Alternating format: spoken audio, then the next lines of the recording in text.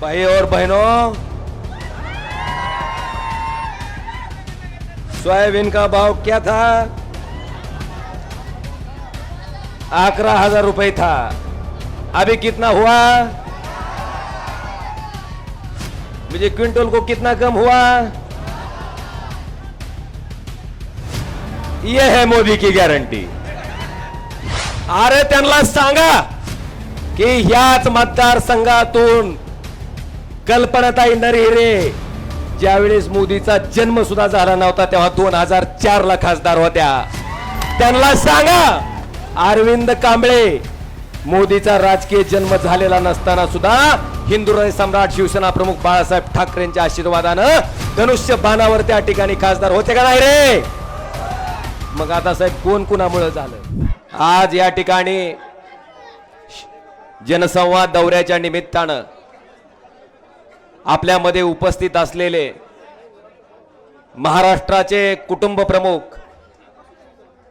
महाराष्ट्र राज्याचे मुख्यमंत्री असताना सुद्धा प्रत्येक माणसाला आपल्या कुटुंबातला सदस्य आपला कोणतरी वडीलधारी माणूस आपल्याला सांगतोय, ह्या पद्धतीची भावना प्रत्येक कुटुंबात निर्माण करणारे आदरणीय पक्षप्रमुख सन्माननीय उद्धवजी ठाकरे साहेब, या ठिकाणी मंचावर उपस्थित असलेले आणि खऱ्या अर्थानं साहेब दिल्ली पुढे शेपूट घालणाऱ्या प्रत्येक माणसानं तुमचा आदर्श घ्यावा की कितीही संकट आलं, कितीही मोठा संघर्ष करायची पाळी आली तर त्या ठिकाणी न झुकता त्या संकटाला सामोरं जाऊन त्याच्या छाताडावर बसून गाडायचं काम त्या ठिकाणी करणारे शिवसेनेचे ज्येष्ठ नेते सन्माननीय संजयजी राऊत साहेब, या ठिकाणी मंचावर उपस्थित असलेले शिवसेनेचे सचिव आदरणीय मिलिंदजी नार्वेकर साहेब, बघायला गेलात तर तिची किंमत आमची कुणी करू शकत नाही, इतकी मोठी ताकद आमची। बाकीचे बोके गेले साहेब खोके घेऊन, पण ही बहादर आमदार त्या ठिकाणी तितक्याच ताकदीनं तुमच्या पाठीमागे उभा राहणारा या तालुक्याचे निष्ठावंत आमदार सन्माननीय कैलासजी पाटील साहेब, मंचावर उपस्थित असलेले सगळ्याच मान्यवरांची आता क्षमा मागतो आणि आदरणीय व्यासपीठ आपला असा सर्वांचा उल्लेख करतो। काय अडचण नाही की काटमोरे साहेब? नाहीतर उद्या एखादं जायचं अजून तिकडं असो। आता कोण जाणार राहणार राहिलं नाही। मला या ठिकाणी सांगायचंय साहेब, निष्ठा म्हणजे काय असते? छत्रपती शिवाजी महाराजांची आपण आता 350च्या पुढची जयंती साजरी करतोय। छत्रपती शिवाजी महाराजांची 350वी जयंती आपण त्या ठिकाणी साजरी करतोय, म्हणजे महाराजांना जन्म घेऊन 350 पेक्षा जास्त काळ गेलाय। आज 350 वर्षाच्या नंतर सुद्धा सूर्याजी पिसाळ, खंडोजी खोपडे, आनाजी पंत सगळी कुठल्या यादीत नावं जातात? गद्दार आणि तानाजी मालुसरे, बाजी प्रभू देशपांडे कुठल्या ह्याच्यात नावं जातात? खुद्दार।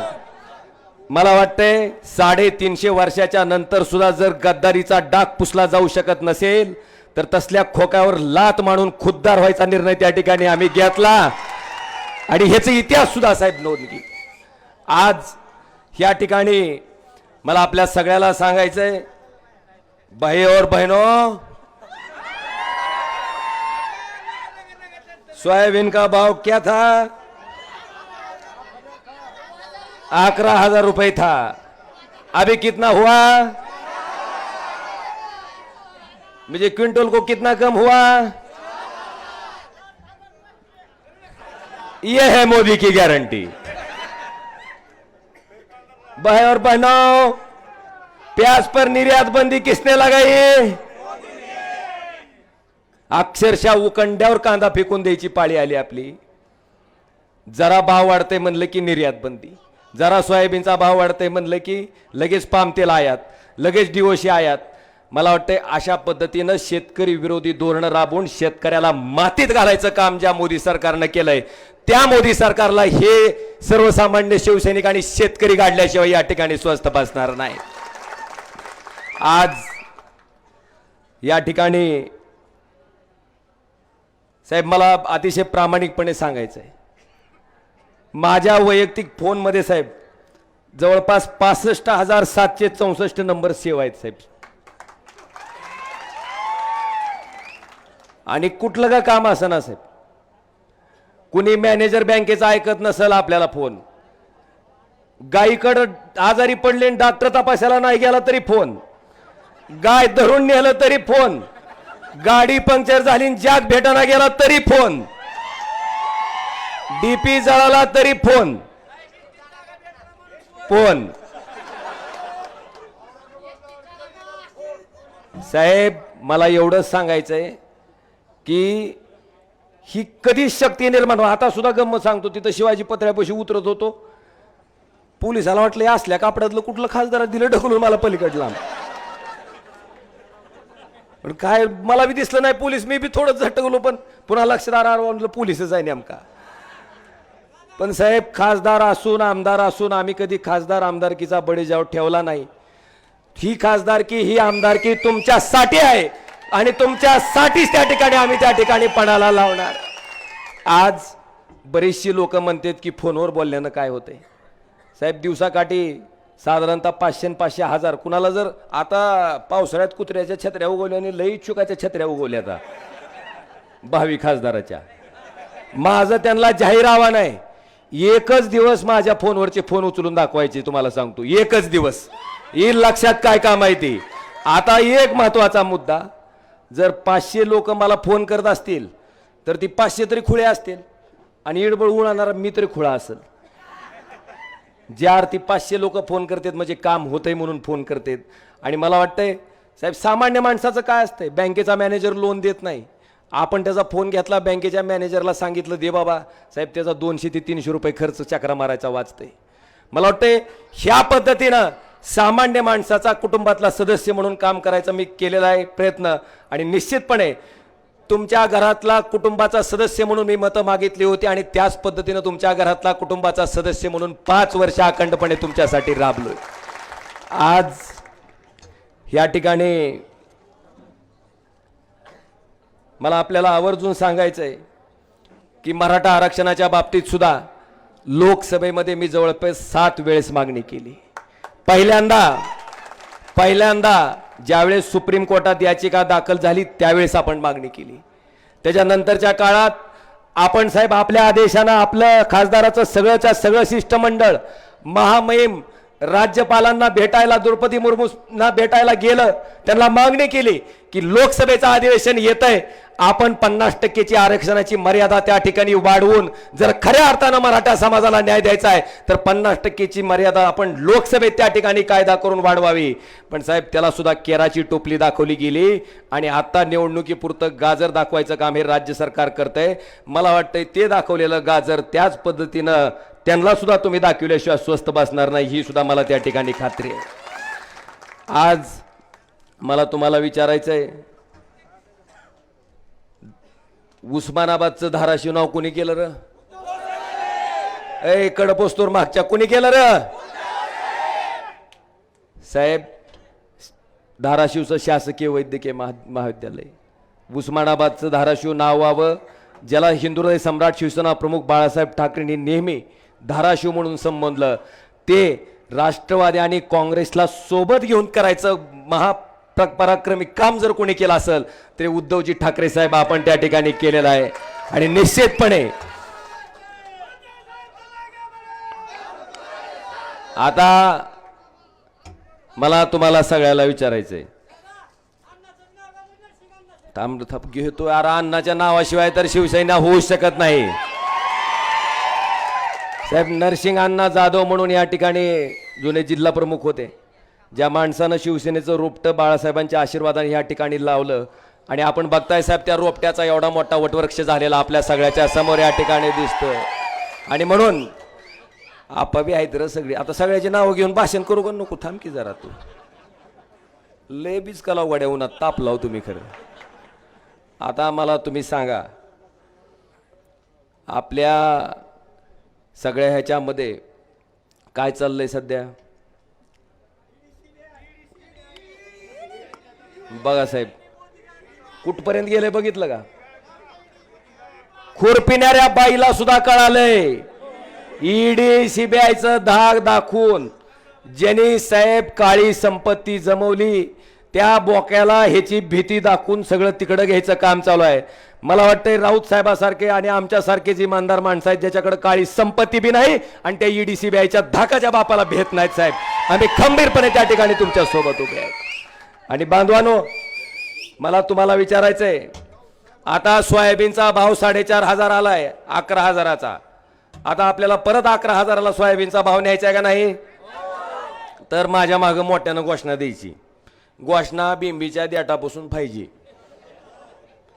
जय श्रीराम. हा, झाला 11,000 रुपये. आता बेरोजगार तरुण तरी एक सुद्धा नाही, पांढरप्रिवर एक सुद्धा पोरग दिसत नाही का नाही रे? सगळ्याला लाख लाख रुपयाच्या नोकऱ्या आहेत. मोदी की गॅरंटी 2 करोड नोकऱ्या मिळाल्या का? आता नोकऱ्या मिळायचा दुसरा मंत्र आहे. कर्नाटकात दिलता बघा मोदी साहेबांना, बजरंग बली की. अरे एवढ्या नाही, ती शंका घेतील आपल्यावर. बजरंग बली की. हा, लागल्या नोकऱ्या.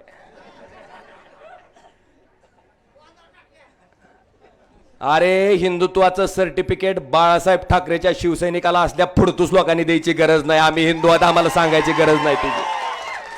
पण पोटात आग पडलेले असताना, शेतकरी मारला जात असताना, आत्महत्या करत असताना, तरुण युवक बेरोजगार असताना त्याच्या प्रश्नाकडे आपण लक्ष वेधलं तर आपल्याला काय म्हणते? कळालं का नाही गणित? बांधवानो, ह्याच्या बाबतीत आता जागरूक व्हा. विषय असंख्य आहेत, बरेचसे विषय आता ह्या ठिकाणी बोलण्यासारखे आहेत. आज आपल्या सगळ्याच्या माध्यमातून लाचारी पत्करलेली आहे.